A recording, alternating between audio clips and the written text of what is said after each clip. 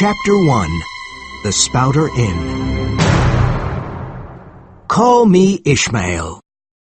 Some years ago I set out to sea, having little money and nothing particularly interesting to do on shore.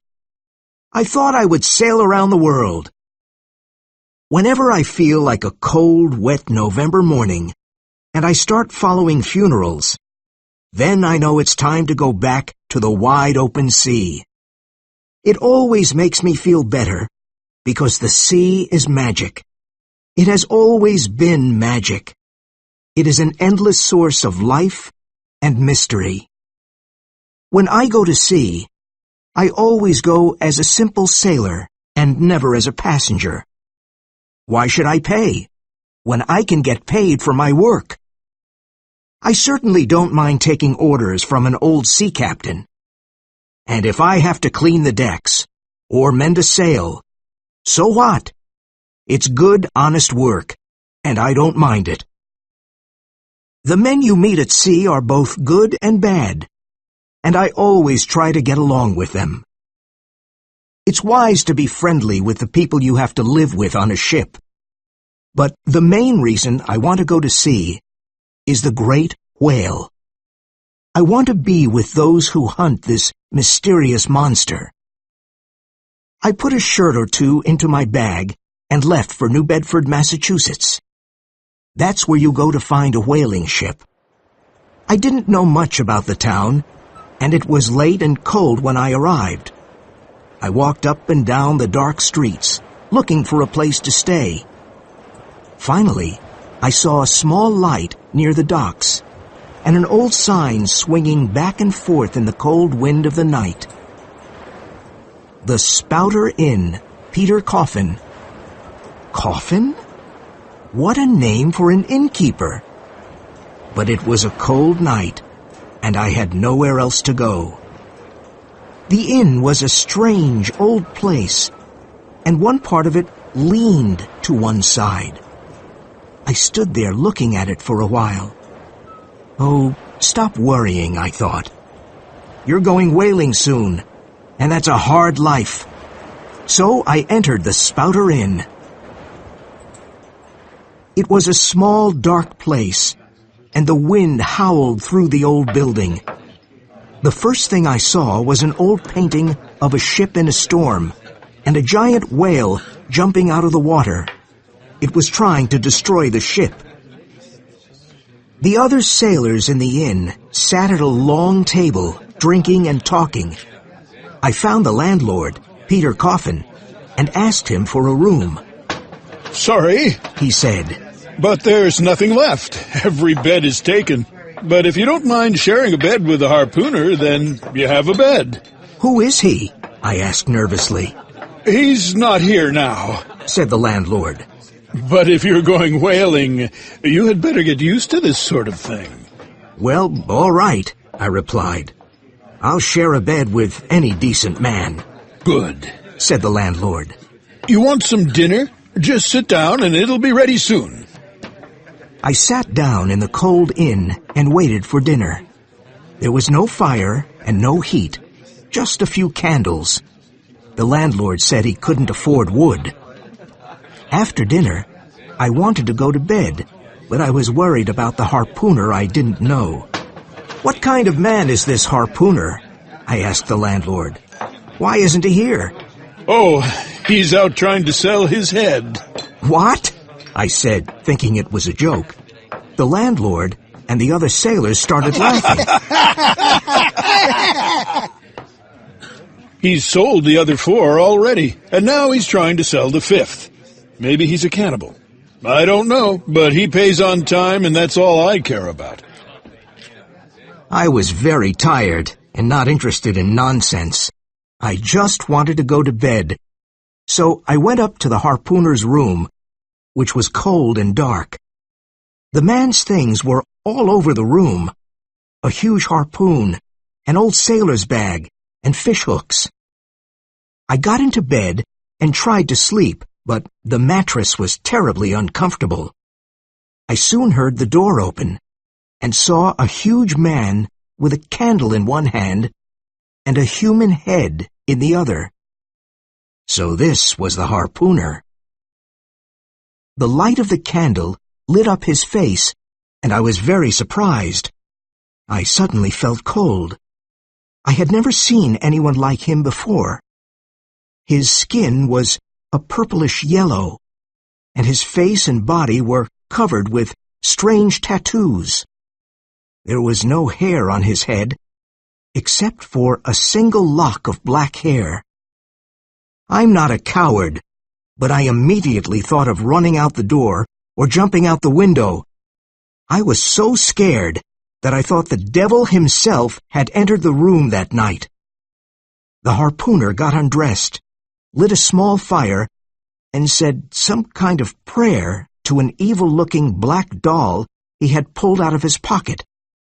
Then he got into bed. "Who you?" cried the harpooner in a deep voice, lifting his tomahawk.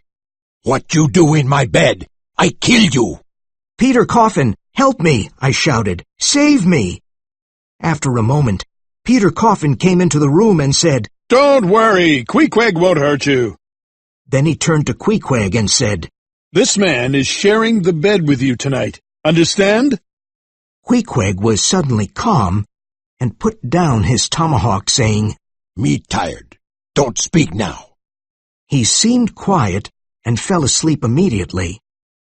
I felt that I had nothing to be afraid of. After all, he was a clean, peaceful cannibal, and it was better to sleep with a sober cannibal than with a drunk Christian. I turned over and fell asleep. I never slept better in my life.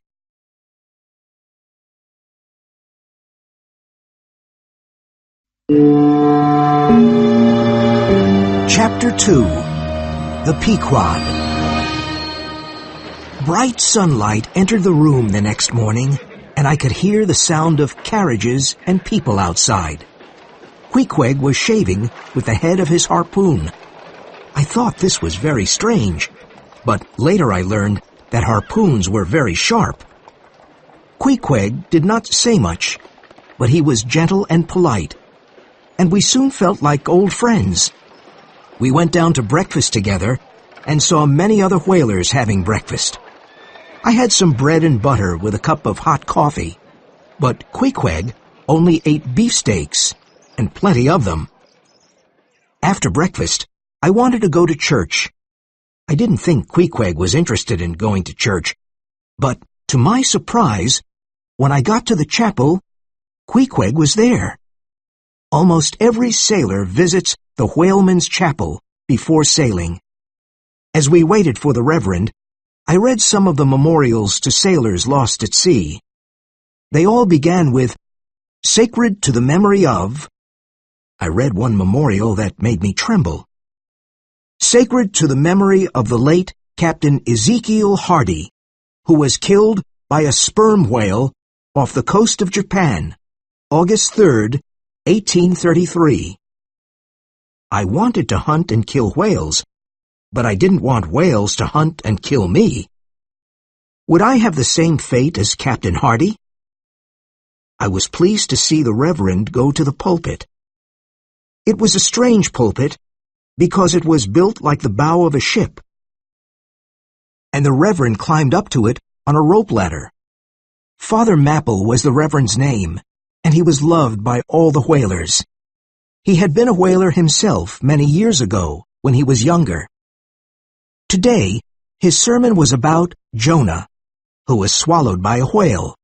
Very appropriate, I thought, and frightening. We returned to the Spouter Inn and sat in front of a warm fire.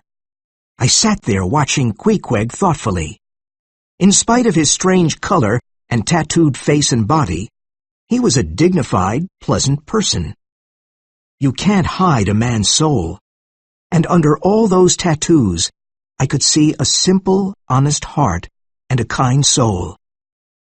Here was a man far away from home, in a world so different from his own, who was serene and peaceful. He looked wild, and yet I began to feel mysteriously attracted towards him. I'll try a pagan friend, I thought, since Christian friends were often quite disappointing. I asked Queequeg about himself, and he told me that he was a native of Kokovoko, an island in the South Pacific. He was related to the royal family there, but he did not want to be a king one day. He wanted a life of adventure. He decided to join a whaling ship that was visiting the island, and one night he left home and went on board the ship. He learned many things about life at sea and became an excellent harpooner after sailing around the world 3 times. After living with Christians, he also learned that they could be as bad as the people they were trying to convert. We felt true affection for each other and became good friends. Ishmael, Queequeg, and Yoho, his little black idol. The next morning, we took a boat to the port of Nantucket, because that was where we could sign up with a whaling ship. Choosing a whaling ship was an important decision, because we would be at sea for the next 3 years. Queequeg was not worried about choosing the right ship. He said his little black idol told him that it was my responsibility. At the port, there were 3 ships to choose from. There was the Devil Dam, not a good name.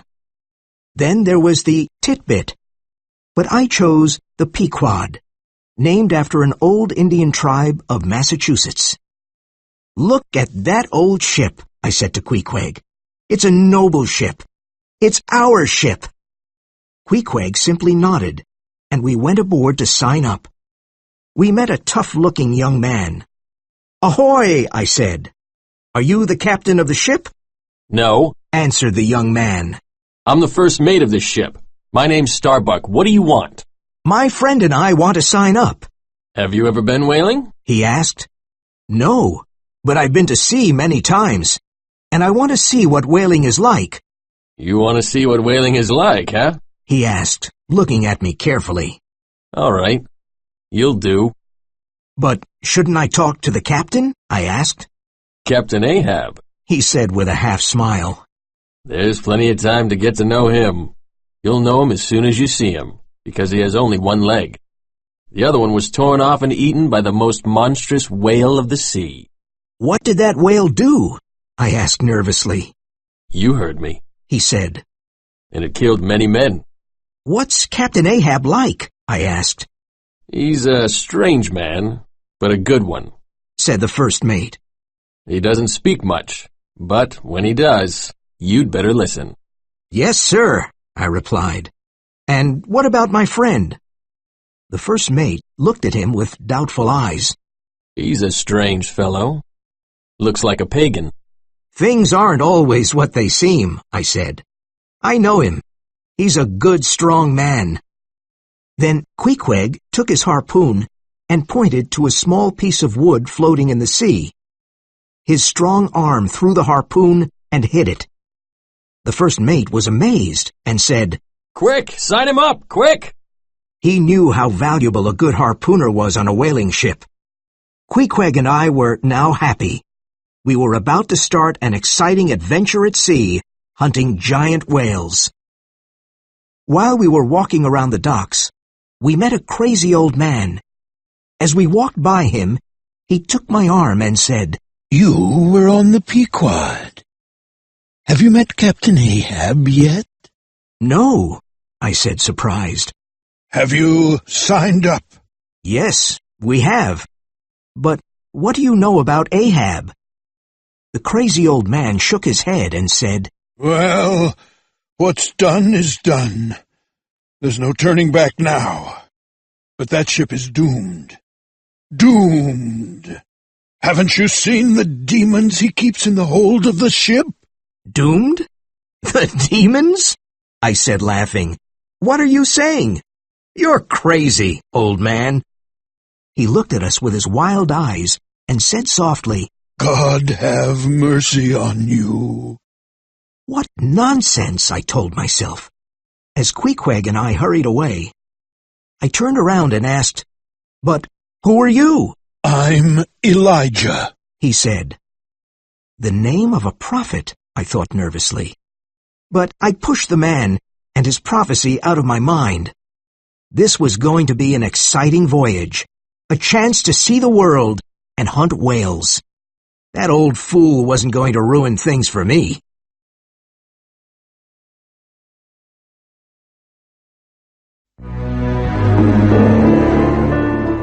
Chapter 3. Captain Ahab. The Pequod was scheduled to sail on Christmas Day, and there was a lot of work to do before. We were getting ready for a 3-year voyage. There were supplies to load, beef, bread, and water, sails to mend, and decks to clean. Ships like the Pequod were not owned by one rich man or by the captain. They were owned by whole towns, by old sailors, widows, reverends, shopkeepers, school teachers. Each person owned a small part of the ship. So when a ship like the Pequod went off to sea, the voyage had to be a success, because the livelihood of many people depended on it. During these days, Queequeg and I often visited the ship, and I always asked about Captain Ahab, but I never saw him. Starbuck, the first mate, said he was ill, but he was slowly getting better. We sailed from Nantucket on a cold Christmas morning, and I had still not seen the mysterious Captain Ahab. The longer he stayed in his cabin and remained invisible, the greater our surprise and curiosity. We heard him, though. At night, as we were swinging in our hammocks trying to sleep, we could hear Captain Ahab walking up and down on the deck above us. He made a strange sound when he walked, because he had a peg leg. One night, I heard Starbuck say, "Why don't you rest, Captain? My men can't sleep with the noise of your peg leg." Ahab's answer was loud and clear. Why should they sleep? Do I sleep? The sound of my leg will make them dream about whales. I didn't know what to think, but the words of the crazy old man Elijah kept coming back to me. Starbuck was a Quaker from Nantucket, and a good, honest man. He was tall and quite thin, but very strong. If you looked into his eyes, you could see all the dangers he had faced in his life at sea. He was a quiet individual who faced dangers calmly, and he was patient and understanding with his men. "I won't have a man on my ship who isn't afraid of a whale," he often said. He knew what enormous damage a whale could do. He didn't want heroes on the Pequod. He only wanted good men who were aware of their opponent's strength. He knew from experience that a fearless man was more dangerous than a coward. Stubb, the second mate, was a cheerful man from Cape Cod who laughed at everything. Even while chasing a whale, he remained calm and relaxed. His pipe was never far from his lips, and he kept a dozen of them near his hammock. Flask, a short, robust young man from Martha's Vineyard, was the third mate. For him, whale hunting was a big joke, and the whale was just like an enormous water rat. Flask had fun chasing whales around the world. Starbuck, Stubb, and Flask were much more than just mates on the Pequod. If Ahab had been a medieval king, they would have been his knights, and the harpooners would have been his squires. Each mate commanded his own whaleboat with sailors when he went out to chase the great whales, and each mate could choose his own harpooner. Starbuck chose Queequeg as his personal harpooner. Tashtego, a strong, muscular American Indian from Martha's Vineyard, was Stubbs' chosen harpooner. He had long, black, shiny hair and came from a tribe of great hunters. He had replaced his bow and arrow with a harpoon. The third harpooner was called Dagu, a gigantic black man who wore a huge gold earring in each ear. His physical power was impressive. The other members of the crew came from all over the world, from the Azores, Greenland, the Shetland Islands, and Wales. And so we set off on Christmas morning, thinking about what would happen during this long 3-year voyage. I was proud to be on the Pequod with these brave whalers and happy to be learning this honorable profession. Several days passed as we sailed through the icy dark waters of the North Atlantic. But we had not seen Captain Ahab yet. He remained in his cabin. Then one morning, I looked up at the deck, and there he was. Captain Ahab at last. His tall, strong body looked like it was made of bronze. He was all dressed in black, except for his white peg leg, a grim figure. His face, wrinkled after years of sun, wind, and seawater, was long and without expression.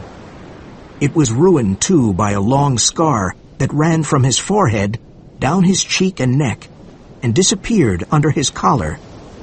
Did the scar go all the way to his feet? There were rumors that the scar had been made during a battle at sea. I learned that the ship's carpenter had made the peg leg from the bone of a sperm whale. Ahab placed his peg leg in a special hole on the quarterdeck. This kept him balanced when the ship was in rough waters.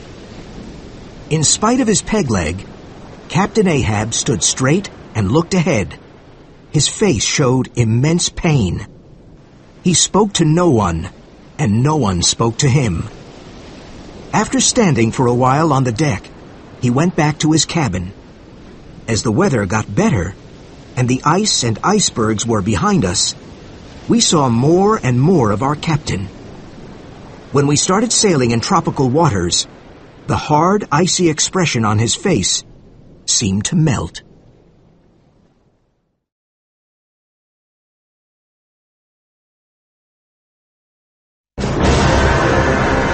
Chapter 4. The Gold Coin.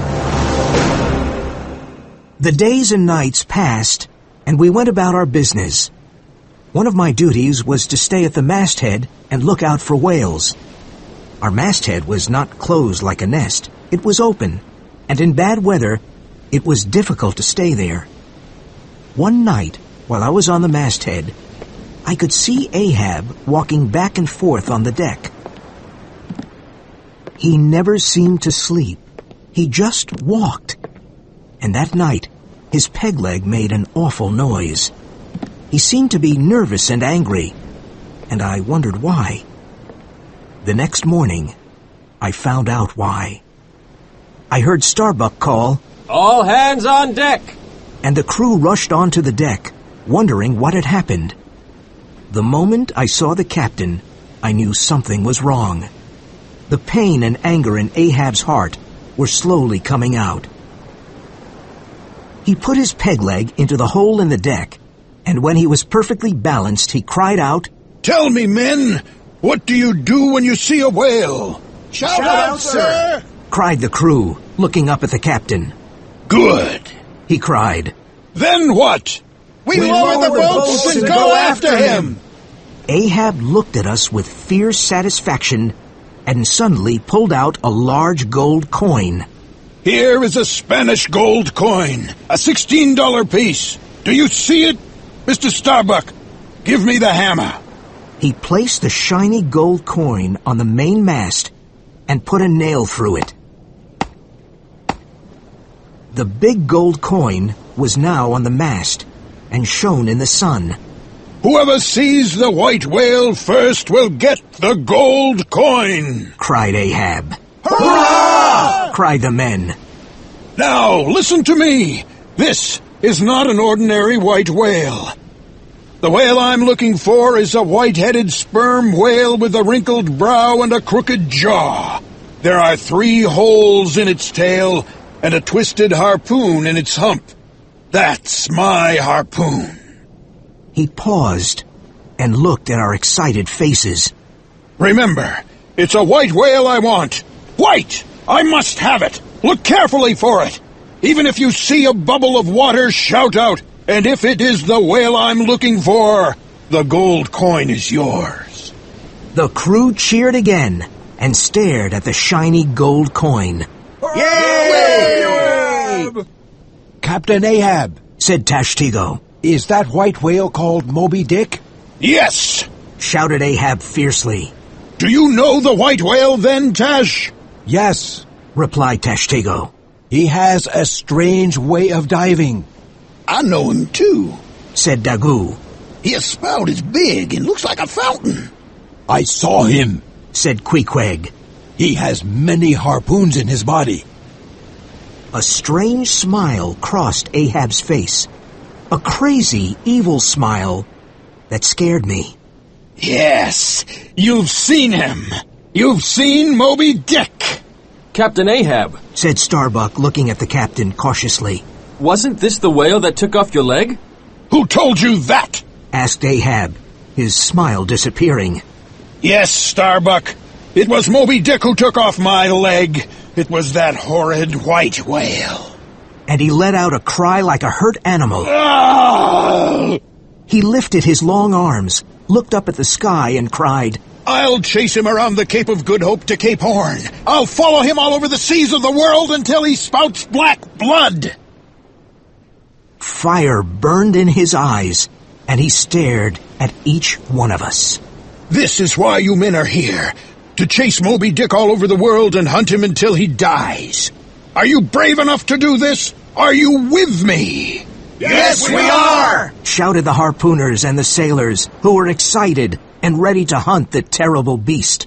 We'll keep a sharp eye and a sharp harpoon as well, Said one of the harpooners. God bless you, men! Said Ahab, his voice shaking. The men cheered, Yay! but Starbuck did not. His face was grim.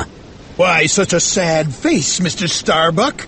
Aren't you brave enough to chase the white whale? Asked Ahab suspiciously. Oh, Replied Starbuck. I'm brave enough to face his crooked jaw and the jaws of death too. But I came on board this ship to hunt all whales, not just one whale. I didn't come here to satisfy my captain's revenge. I came here to hunt whales for their oil. That's my business, whale oil. And I'm here to make money on it. How many barrels of whale oil can we make on only one white whale? Money? Is that what's worrying you? Money? Oh, my revenge will make me richer here. Cried Ahab, hitting his chest. That whale attacked you because it was his animal instinct. But you want him out of cruelty and revenge. That is madness. Cried Starbuck. Madness! Roared Ahab. Listen to me, man. Moby Dick looks like a stupid animal, but he's not. He's evil, and that is what I hate. God help us. Murmured Starbuck. Moby Dick is in my mind every moment of the day. He's in my dreams. His existence insults me. I'd strike the sun if it insulted me. White is the color of evil. Ghosts, skeletons, masks, they're all white. Moby Dick's white, and he's evil. I'm like a man in prison, and he's the wall that I have to destroy to be free. The two men stood face to face, and Ahab knew he was stronger. He stepped back slowly and said, God help us all. The men of the Pequod were excited and enthusiastic, and felt that Ahab's mission was now their mission. Mates! Ahab cried out. Bring your harpoons to me and cross them. Starbuck, Stubb, and Flask brought their harpoons to cross them in front of Ahab. Now swear this. Death to Moby Dick. God hunt us all if we don't kill Moby Dick. Ahab then turned to the harpooners and said, Now, harpooners, use the heads of your harpoons as cups and drink to the death of Moby Dick. Before going to his cabin, Ahab turned back and said to all of us, Remember that you have all made a promise. I trembled at the thought of what had happened. Captain Ahab was madness itself, and we had sworn to his madness. I, Ishmael, was one of that crew, and my shouts had gone up with the rest. I had sworn too.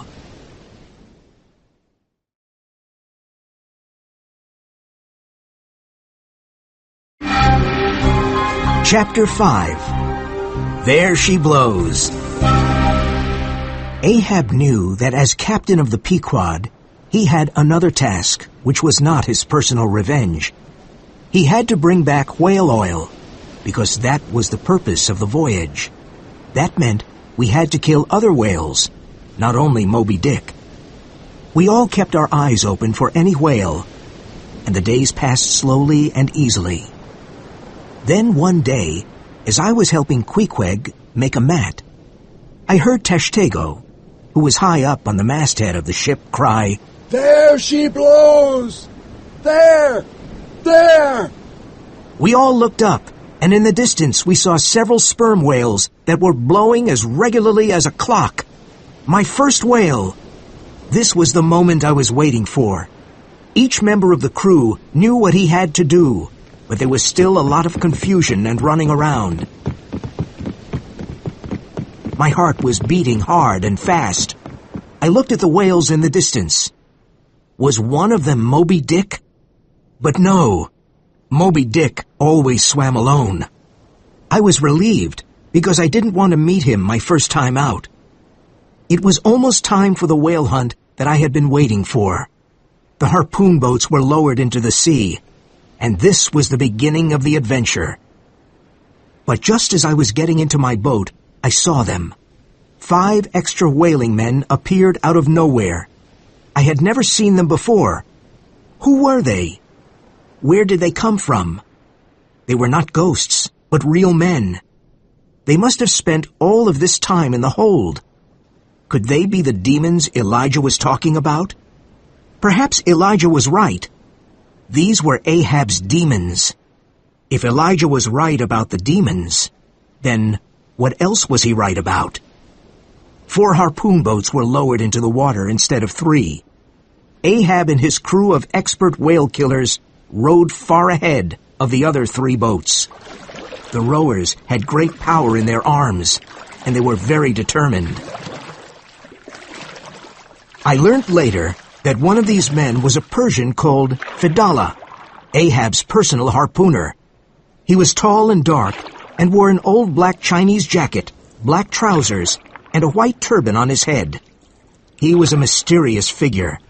The other 4 looked like natives of the Philippines. Starbuck was the master of my boat, and he stood at the stern and shouted his orders. I suddenly felt afraid and confused away from the ship. I was at eye level with the sea, and there was fog and mist everywhere. This was the whale's world, and I was in it. Everything at that moment seemed impressive to me. How could these men possibly hunt and kill the biggest creature in the sea? The 3 boats moved forward, and Starbuck, Stubb, and Flask were telling their men to row faster and faster. I was rowing as fast as I could, but I noticed that there was a lot of competition between the boats and the mates. And, of course, the Filipinos were far ahead of us. The whales swam as fast as we rowed. They were like arrows shooting through the dark water. Would we ever reach them?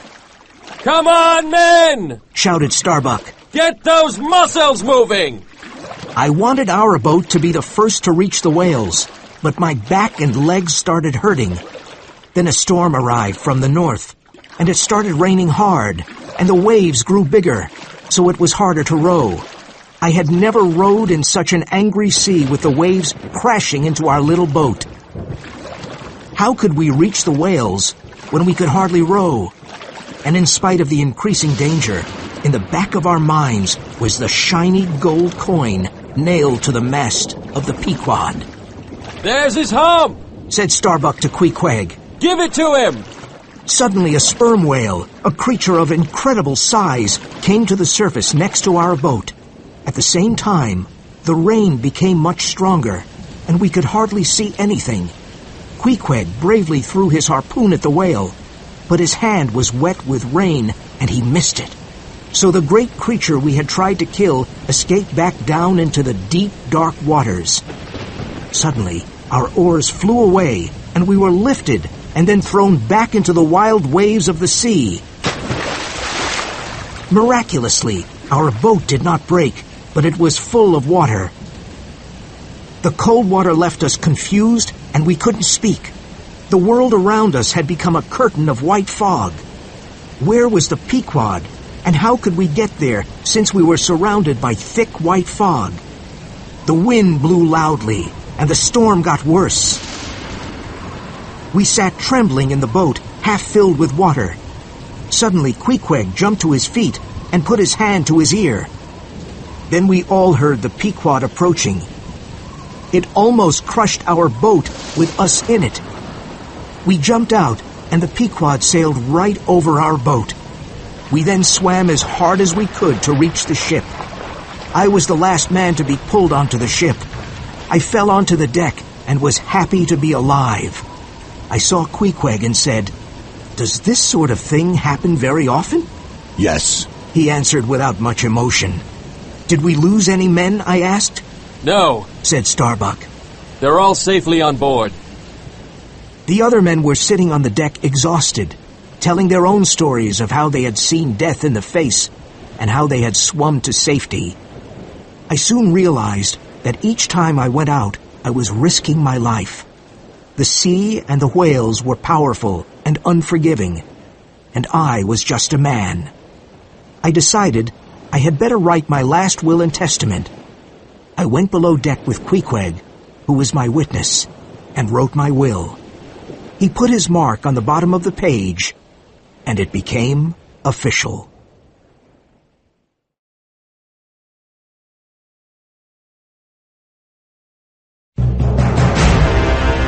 Chapter 6. The Big Whale Hunt. Life can be very lonely at sea.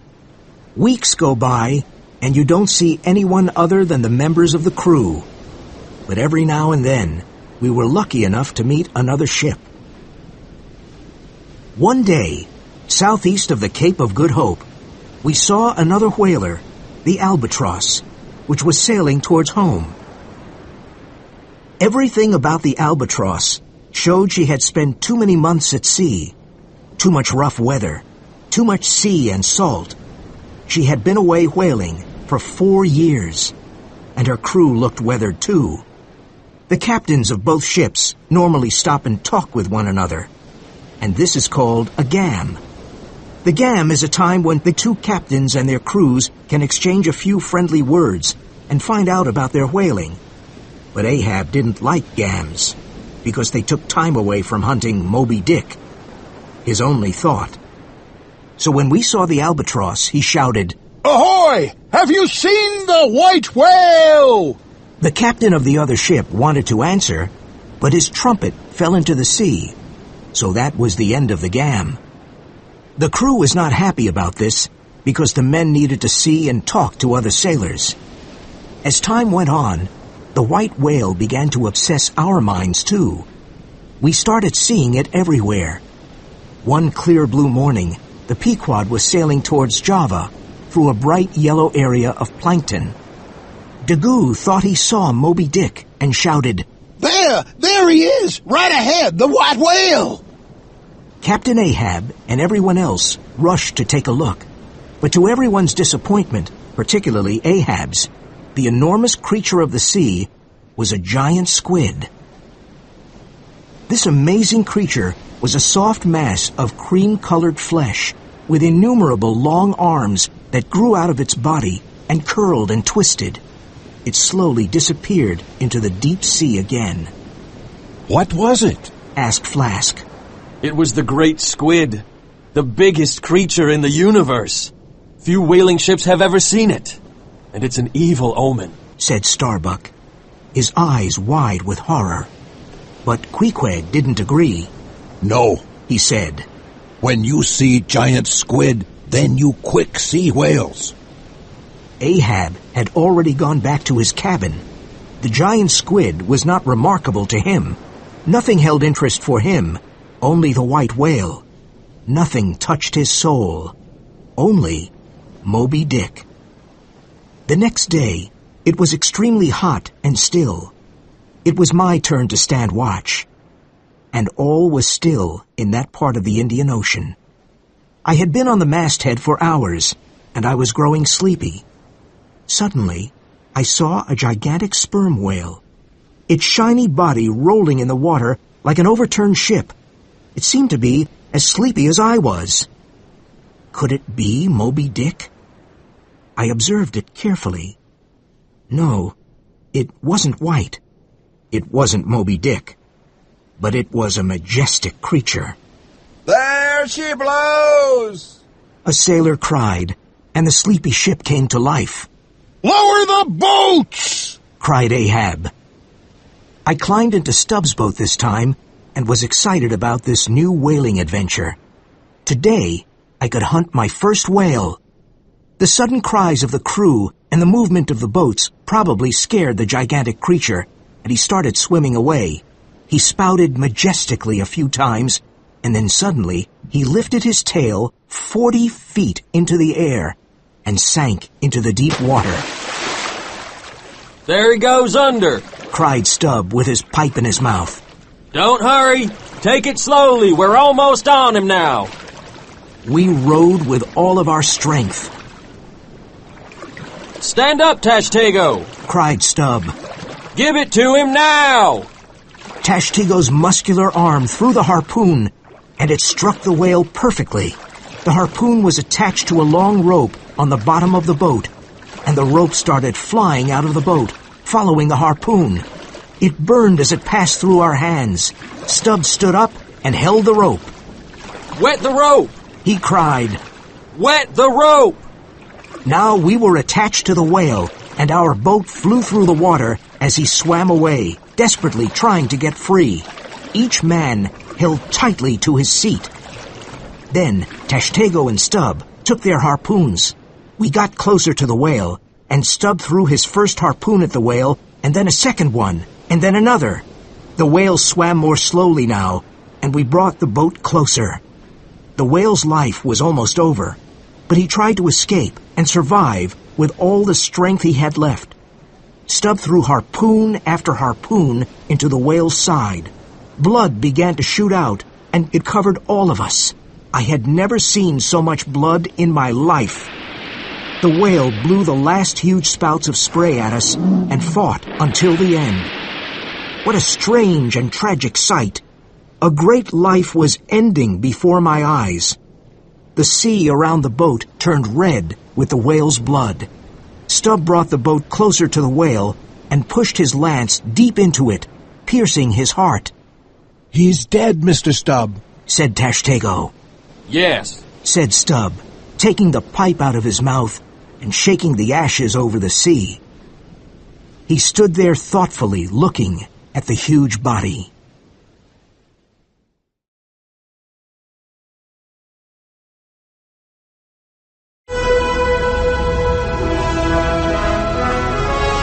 Chapter 7. Whale Oil. We had finally killed our first whale, but our work had just begun.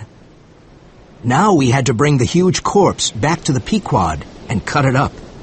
18 men pulled a whale with 3 small boats. The job was difficult and tiring. We worked hard for hours, but it never seemed to end. When it was dark, we were still pulling the dead body back to the boat. 3 lanterns hanging from the Pequod helped us find our way back to the ship. As soon as we reached it, Ahab looked at the whale with disappointment because it was not Moby Dick. Tie him up for the night, he ordered angrily and went back to his cabin. Is that all he can say? Said Stubb. Oh, who cares? This was a big day for me. And he laughed. Nothing could make Stubb sad. All right, men, Starbuck shouted. Tie up the whale. We were exhausted after the whale hunt, but we did not stop to rest. We got the heavy chains and started working. First, we tied the head of the whale to the stern of the ship and the tail to the bow. The huge body now rested alongside the Pequod. Tomorrow we can begin cutting up the whale, said Stubb with satisfaction. That night, he had whale steak for dinner. After Stubb's dinner, Queequeg and another sailor went on deck and saw that sharks were beginning to eat the dead body of the whale. They were tearing violently at the whale's flesh. Blood flowed freely from the corpse. Put lanterns up over whale, said Queequeg to me. Light up water and whale. I immediately hung 3 lanterns on the ship. Their warm yellow light shone on the dead whale and the Red Sea. Dozens of hungry sharks attacked the corpse, and its blood attracted more sharks. It was a terrible spectacle. "They're eating our whale!" I cried. Queequeg and the other sailor were lowered on platforms on the side of the ship and started hitting the sharks with their harpoons. The 2 men attacked and killed many of the sharks, and finally the hungry creatures started eating each other. This went on for hours. The next morning was Sunday, the day to start cutting what was left of the whale after the shark attack. This was a new job for me, and I wanted to learn it. Every sailor became a butcher, and we started cutting up the whale to get the oil it contained, about 100 barrels. This, after all, was the purpose of our voyage. The whale's head was the first part to be cut off, and it was a very difficult job because the head was about 1/3 of the whale's body. Stubb was an expert at cutting whales. He used long, sharp tools and had to work about 10 feet above the whale. As he worked, the whale was still floating in the rough sea. He cut deep into the creature's body and through the spinal cord. When the head was cut off, it was tied to the stern of the ship for later use. We worked on the body of the whale next. We cut a small hole in its side and placed a big hook inside the hole. Then a deep line was cut into its flesh, and we started pulling on a rope as the whale rolled over and over in the sea. As the whale rolled, the blubber began to break away from its body. The blubber stuck to the body of the whale like orange rind sticks to an orange. And just like an orange rind, the blubber came off in big strips. As the blubber was peeled, the body was slowly lifted out of the water. In the end, there was just a bloody mass. A harpooner picked up a very sharp tool called a boarding sword and said, "Stay back," to all of us. Then he put his sword into the mass of blubber 3 times. He cut the blubber in 2 and brought it on the ship. We melted it down to oil, putting the precious liquid into barrels to take home. Now we had to work on the head, an important part of the whale. Inside the head of the sperm whale, there are hundreds of gallons of spermaceti. If a whaler is not skilled, he can lose this precious substance. Tashtego tied a thick rope around his waist and then lowered himself into the head of the whale. He started looking for the place where the spermaceti was. Tashtego lowered a bucket inside the head. When he pulled it up, it was full of spermaceti. This work went on for many long hours. One of the whale's eyes stared at me. It was lifeless. How strange, I thought. Our eyes are set in front of our head, and we can see only one image, whatever is in front of us. The whale's eyes are set on both sides of its head, so that it can see 2 different images, one on each side of its head. But people see things only one way, their way. If we could see 2 images instead of one, then perhaps we could see 2 sides to everything. This was Ahab's great problem. His obsession came from the fact that he could only see Moby Dick in one way, as evil. Even though I hunted whales, and I had sworn to help Ahab hunt Moby Dick, I could not see whales in only one way. I could not see them as all bad. As I was thinking, Ahab came on deck and stood by me.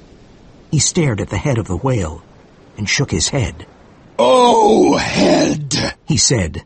"You've been to the bottom of all the oceans. You've seen the deepest mysteries of life. Why can't you tell me about them? Why?" When we had finished working on the whale, we removed the big hooks and chains, and the enormous body floated away from the ship and out to sea.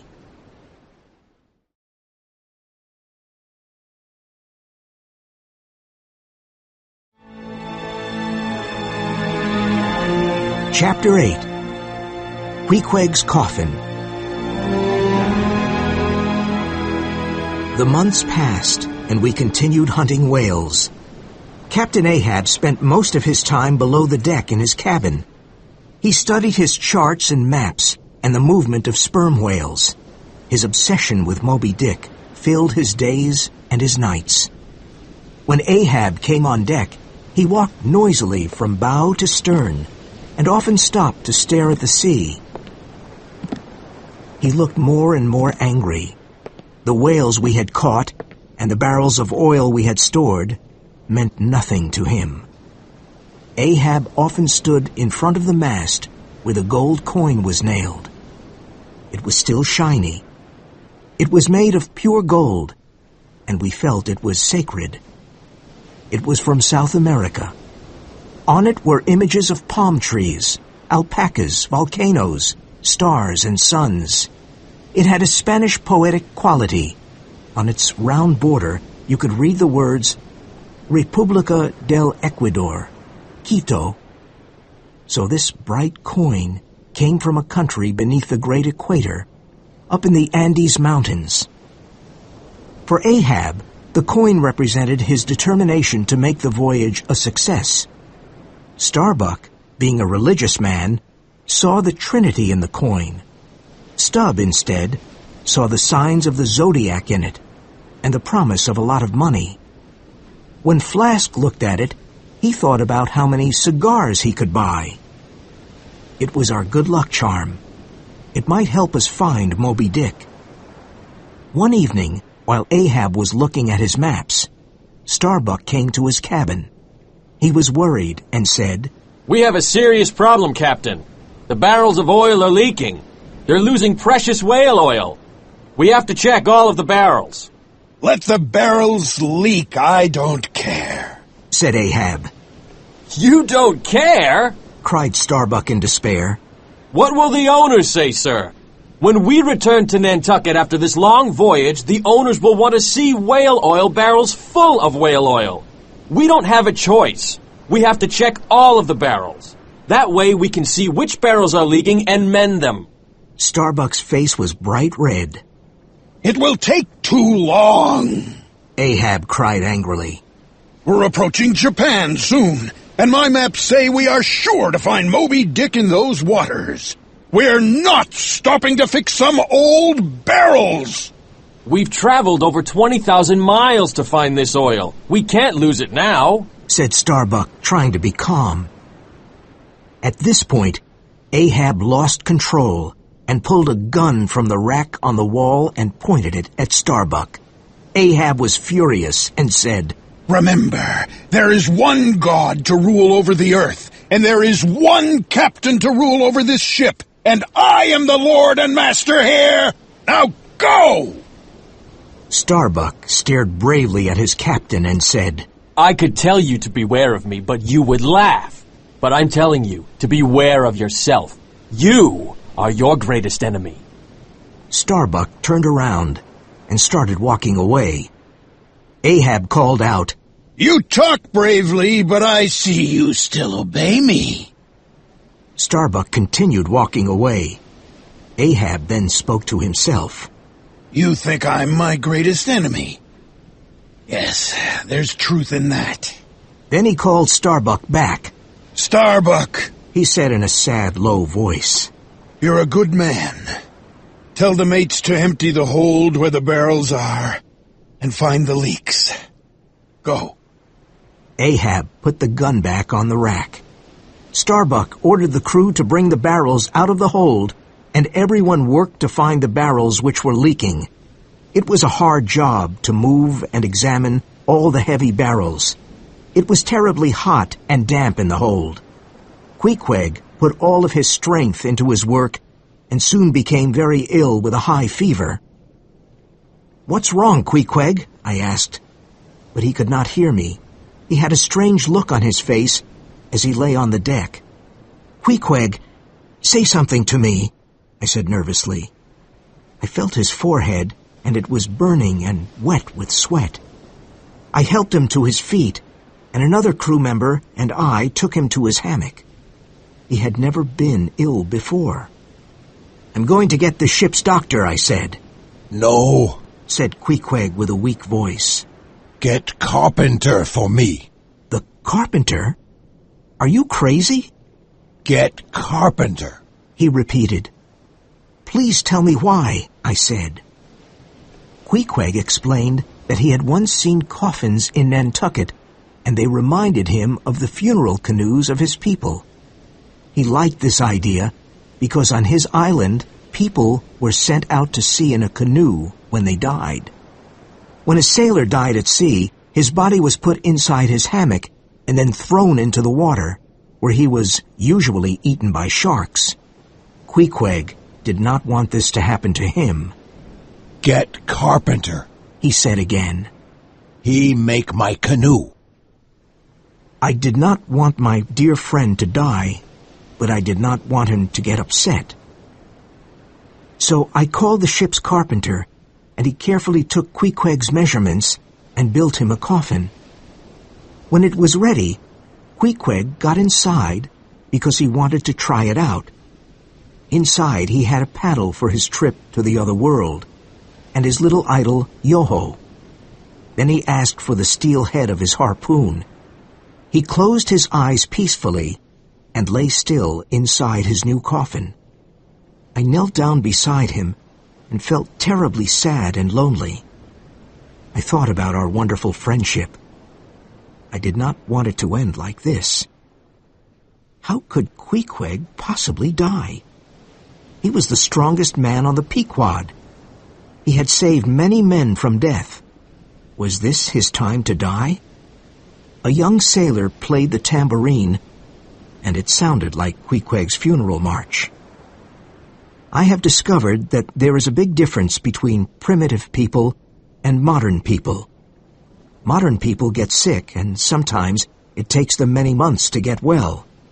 But primitive people can easily get better in a day. Luckily, that is what happened to Queequeg. He suddenly got up from his coffin and climbed out. Queequeg not dead, he said with a loud voice. I remember something Queequeg not do. Queequeg die another day. He got better as quickly as he got sick, and we could not understand why. We asked him if dying depended on our will, and his answer was, certainly. We were very surprised and happy that he was well again. His coffin became a sea chest where he kept his clothes and his idol Yoho. He even started decorating the top of the coffin with the same strange designs he had on his body.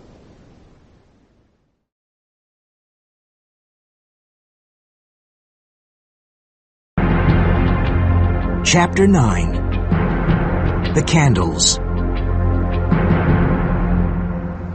Our long voyage continued, and we were able to hunt many whales and fill more barrels with precious whale oil. But there still was no sign of Moby Dick.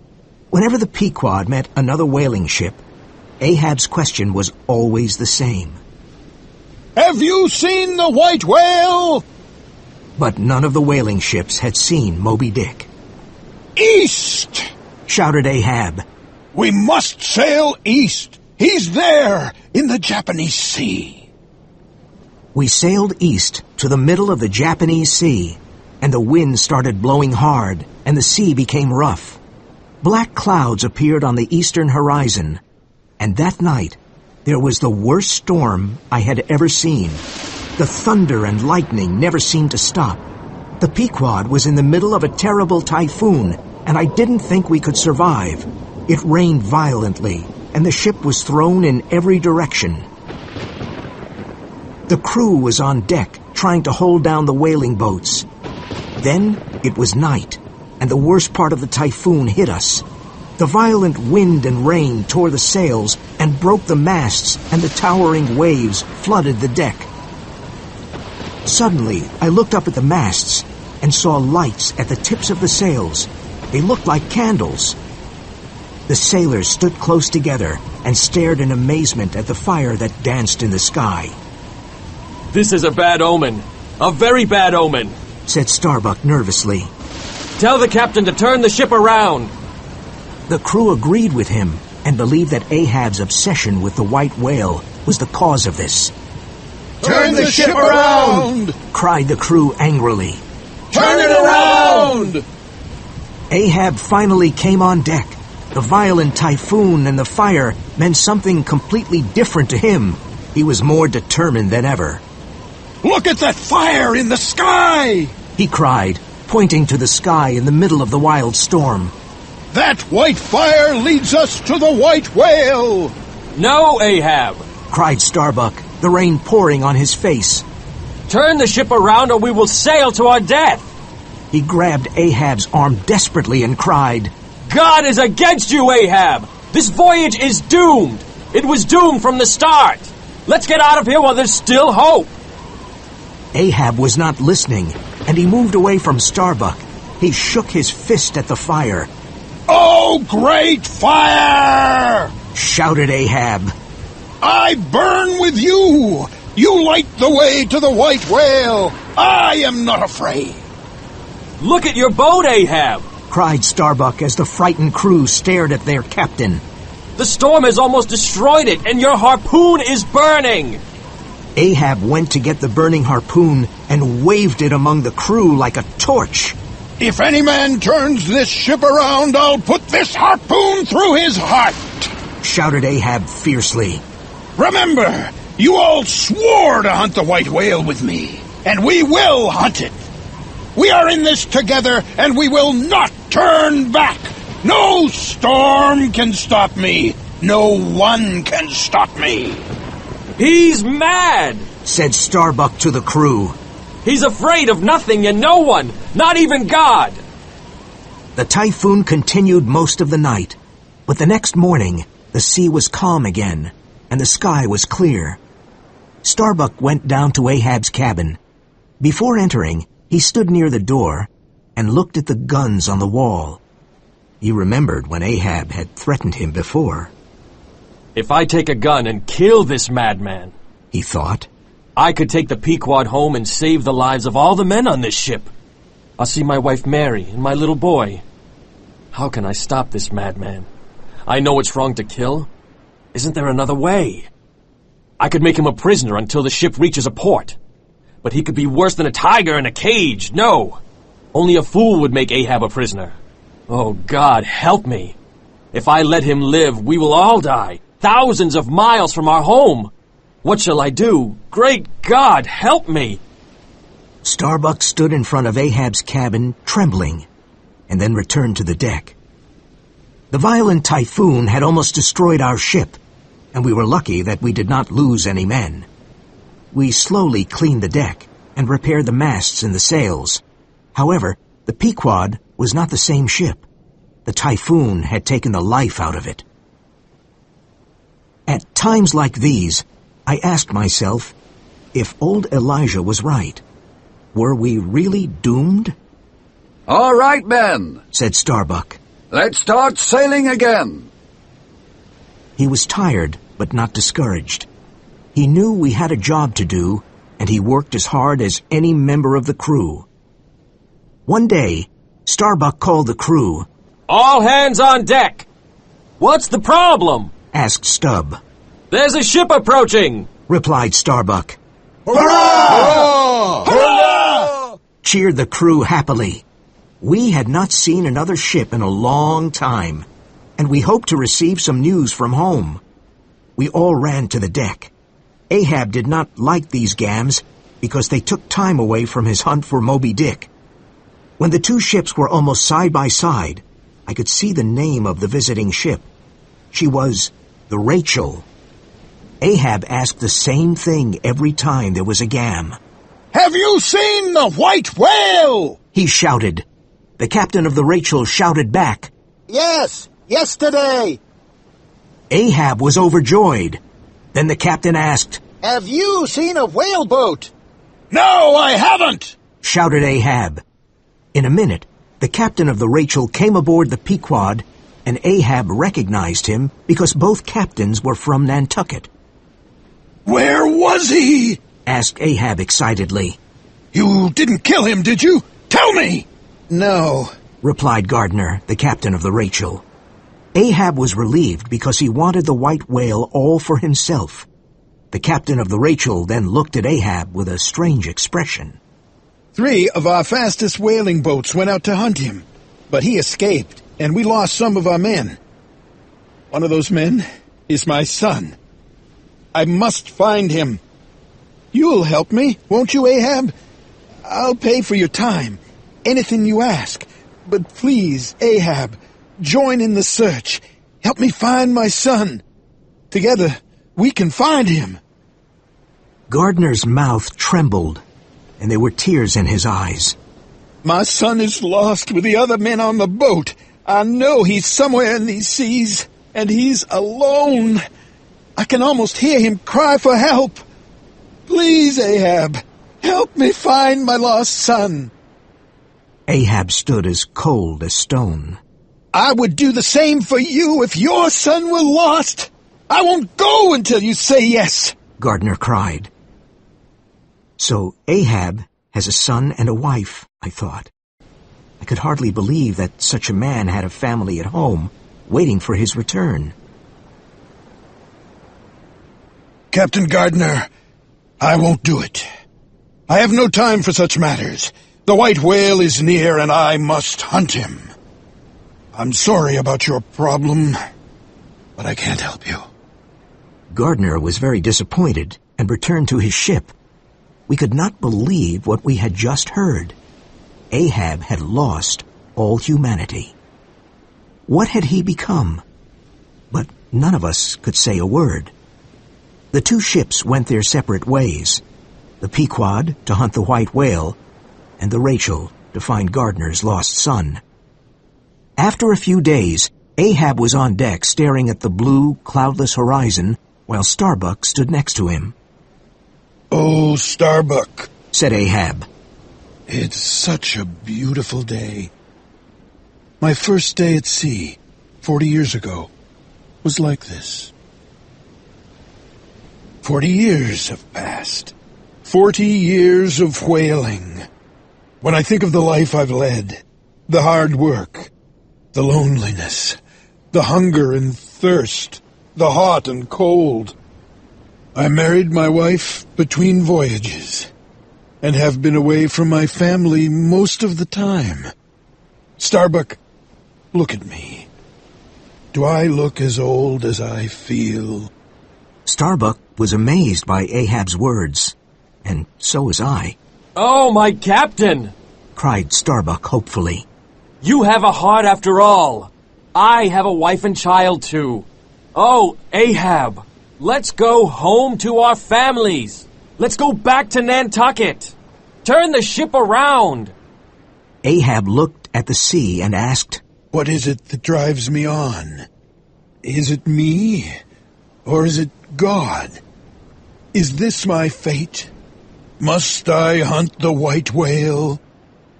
He paused for a moment, and then cried. No! Ahab must go on. The white whale is my fate. Starbuck had lost all hope. Ahab was a victim of his madness.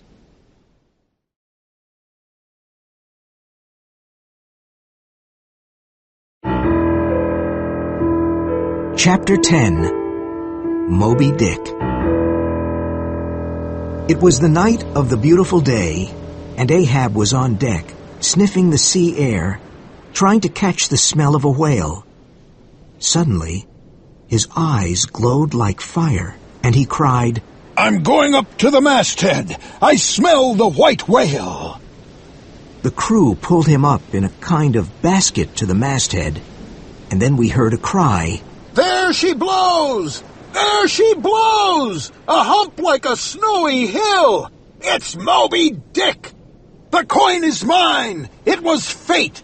None of you could see him, only I! Ahab had seen the white whale before anyone else, and the gold coin was his. But I saw him almost at the same instant that Captain Ahab did, and I cried out, said Tashtego. None of you saw it when I saw it! No! The gold coin is mine! Moby Dick is mine! Cried Ahab. Lower me quickly, Mr. Starbuck! Lower 3 boats! And lower mine too, Mr. Starbuck. I stared at the sea and couldn't believe what was happening. As the whale rose, we could all see every wrinkle on his huge white forehead, his crooked jaw, his mouth, and every twisted harpoon on his milk-white back. Ishmael, Called Starbuck. help us lower the boats. We lowered the boats, and we were in the water for the biggest hunt of our lives. Ahab was in his boat with his personal harpooner, Fedallah, and his crew of Filipinos. A flock of seagulls flew over the white giant as he swam joyfully in the green-blue sea. Was this gentle giant the killer of so many men? Perhaps he sensed the approaching danger because he suddenly disappeared deep into the sea. He's sounded! Shouted Ahab excitedly. But he'll come back, and when he does, I'll be ready for him! We all waited. The sea looked like glass, and nothing moved. An hour passed, and there was still no sign of the white whale. We continued waiting, but nothing happened. Ahab leaned over his boat and stared into the depths of the sea, and I did the same. I was sure we had lost the white giant because I could see nothing but blackness. But Ahab saw something, a small white spot deep in the water. He continued staring at it, and the white spot grew bigger. A huge, frightening shape was coming up from the depth of the ocean. It rose directly under Ahab's boat. We saw the huge mouth coming out of the sea like an open tomb. Moby Dick suddenly broke the surface of the water, and Ahab's boat was thrown into the air. Ahab lost his harpoon, and he and his men were thrown from the boat. Moby Dick began swimming around the broken boat as if he were playing an evil game. Ahab was cursing his enemy with the worst possible language as his peg leg pulled him down underwater. Stubbs' boat reached Ahab in time, and he jumped in and rescued Ahab. He pulled his exhausted captain on board his boat. Our boat took on some of the other crew members, while the others swam back to the ship. On the second day, we continued hunting Moby Dick, day and night, never stopping. There she blows! Was Ahab's cry from the masthead. It was the white whale. The boats were lowered, and when the men were close to the white giant, they threw their harpoons into him with all their strength and anger. Moby Dick fought fiercely, moving about violently in the water and making the harpoon ropes cross. Before the ropes could be cut free, he attacked the boats of Stubb and Flask, which crashed together violently. The crews were thrown into the sea. Ahab's boat tried to rescue the men, but Moby Dick smashed his white head against the bottom of Ahab's boat. The boat turned over, and Ahab and his men struggled out from under it. The great white whale seemed satisfied with the destruction he had caused and swam off. The Pequod sent a boat to rescue the crew and pick up the bent harpoons and broken oars. Fedallah had disappeared, and many men were hurt. Ahab's peg leg was broken, and only one sharp piece was left. No bones broken, I hope, sir? Said Stubb, worried. Even with broken bones, old Ahab is ready to fight the whale! The captain cried. No white whale, no man, no devil can touch old Ahab! Get the other boats ready, Mr. Starbuck! I'll circle the world 10 times, yes! And in the end, I'll kill him! The sun set, and through the long hours of the night, everyone was working on the new boats and the new harpoons, while the ship's carpenter was making Ahab a new leg. The morning of the third day was beautiful and calm. Ahab was up in the masthead again, but there was no sign of Moby Dick. Suddenly, we heard Ahab's voice. There she blows! On the horizon, a white iceberg rose out of the sea. It was Moby Dick. My legs felt weak with fear, but the rest of me was alive with excitement. On Starbuck's face, there was nothing but fear of what would happen. I could see the whale moving about violently in the water. He seemed to be warning us to stay away. But we did not stay away. Ahab was ready to hunt the white whale. "Oh, Captain!" cried Starbuck. "It's not too late to go back! Even now on the third day! Moby Dick doesn't want you! You want him!" Lower the boat! Was Ahab's command. When his boat got close to the white whale, we saw a terrible sight. Fadala's dead body tied to Moby Dick's side with the ropes of his own harpoon. When Ahab saw him, the harpoon dropped from his hand. Fadala! He cried, I can see you again, and you have gone before me. Where's the whale? Has he gone down again?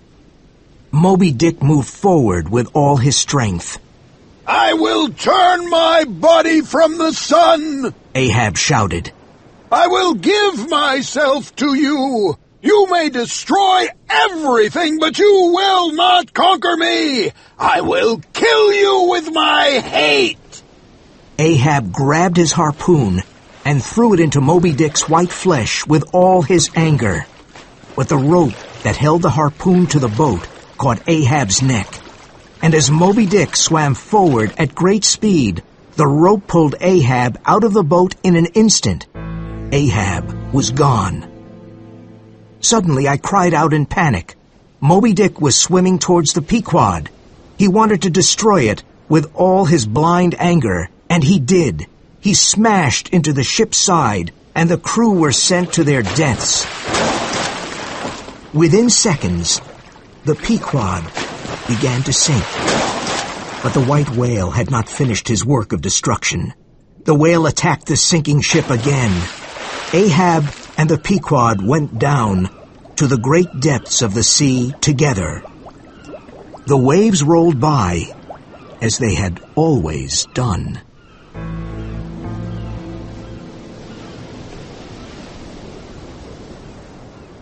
Epilogue. The drama's done. I, Ishmael, was the only person who survived the last voyage of the Pequod. After the ship had sunk, Queequeg's coffin came to the surface, and it floated. I swam to the coffin and held on to it for a day and a night. It saved my life. The sharks and the seabirds did not bother me. On the second day, I saw a ship sailing towards me. It was the Rachel, whose captain was looking for his lost son, and found me instead.